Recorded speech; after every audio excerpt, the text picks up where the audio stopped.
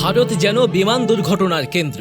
এক দুবার নয়, গত ৬ দশকে মোট ১৪ বার বড়সড় বিমান দুর্ঘটনার কবলে পড়েছে ভারত। সবশেষ আহমেদাবাদে বিমান বিধ্বস্ত হয়ে ২৫০ মানুষ প্রাণ হারিয়েছে, হতাহত হয়েছে আরও অনেক। বিগত সময়ে ভারতের বড় বড় কিছু বিমান দুর্ঘটনায় চোখ বুলিয়ে নেওয়া যাক। ২০২৫ সালের ১২ই জুন ভারতীয় এয়ারলাইন্স এয়ার ইন্ডিয়ার একটি বিমান আহমেদাবাদ বিমানবন্দর থেকে বেলা ১টা ৩৯ আকাশে ওড়ে। গন্তব্য ছিল যুক্তরাজ্যের রাজধানী লন্ডনের দক্ষিণে গ্যাটউইক বিমানবন্দর। কিন্তু আকাশে ওড়ার কয়েক সেকেন্ড পরে বিমানটি থেকে জরুরি অবস্থায় সংকেত পাঠানো হয়। ৬২৫ ফুট উচ্চতায় ওঠার পর এর সংকেত পুরোপুরি বন্ধ হয়ে যায়। কিছুক্ষণের মধ্যে একটি আবাসিক এলাকায় আছড়ে পড়ে বিমানটি। এ সময় ধোঁয়ায় বড় কুণ্ডলী সৃষ্টি হয়। যে ভবনে গিয়ে প্লেনটি আছড়ে পড়ে সেটি ছিল মেডিকেল কলেজের একটি হোস্টেল। প্লেনের পেছনের অংশ ভবনটির উপরে আটকে যায়। আশপাশে ছড়িয়ে পড়ে ধ্বংসাবশেষ। বিধ্বস্ত হওয়া বিমানটিতে ২৩০ জন যাত্রী, ১০ জন ক্রু ও ২ জন পাইলট ছিলেন, যাদের মধ্যে একজন বাঁচতে পেরেছেন। এই দুর্ঘটনাটি ভারতের ইতিহাসের সবচেয়ে ভয়াবহ বিমান বিপর্যয়গুলোর একটি।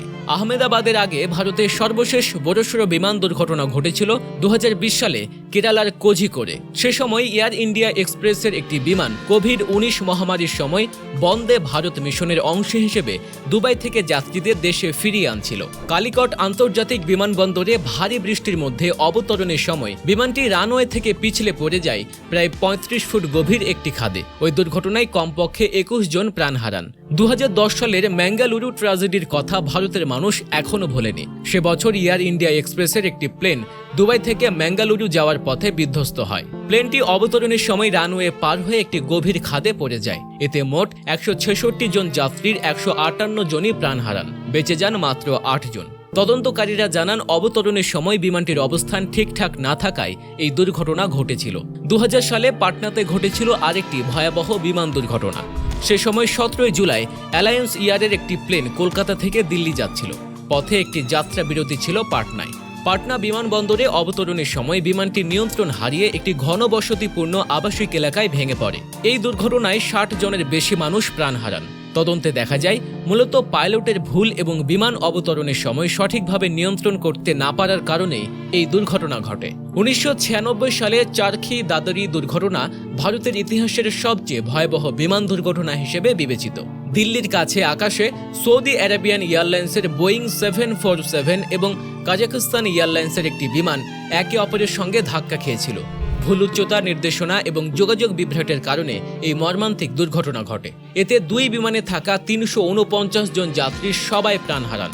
এই ঘটনার পর ভারতের বেসামরিক বিমান পরিবহন কর্তৃপক্ষ সমস্ত বাণিজ্যিক বিমানে বাধ্যতামূলকভাবে ট্রাফিক এভিডেন্স সিস্টেম সংযোজনের সিদ্ধান্ত নেয়, যাতে ভবিষ্যতে এমন দুর্ঘটনা এড়ানো যায়। ১৯৯০ সালেও ভারত বড়সড় বিমান দুর্ঘটনার কবলে পড়েছিল।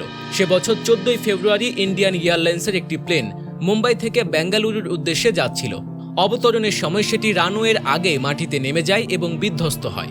এই ঘটনায় অন্তত ৯২ জনের প্রাণহানি ঘটে। ২০২৫ সালের আগে আহমেদাবাদে বড় ধরনের বিমান দুর্ঘটনা দেখেছিল ১৯৮৮ সালে। সে বছর ১৯ অক্টোবর ইন্ডিয়ান এয়ারলাইন্সের একটি ফ্লাইট কুয়াশাচ্ছন্ন আবহাওয়ায় আহমেদাবাদ বিমানবন্দরের দিকে নামছিল, কিন্তু অবতরণের আগেই এটি গাছ এবং মাটিতে আঘাত করে। এতে প্লেনে থাকা ১৩৫ জন আহরির মধ্যে ১৩৩ জনই প্রাণ হারান। ১৯৭৮ সালের ১ জানুয়ারি মুম্বাই থেকে দুবাইয়ের উদ্দেশ্যে যাত্রা শুরু করে এয়ার ইন্ডিয়ার একটি ফ্লাইট। তবে উড্ডয়নের কয়েক মিনিটের মধ্যেই প্লেনটি আরব সাগরে বিধ্বস্ত হয়, আর এতে থাকা ২১৩ জনের সবাই প্রাণ হারান।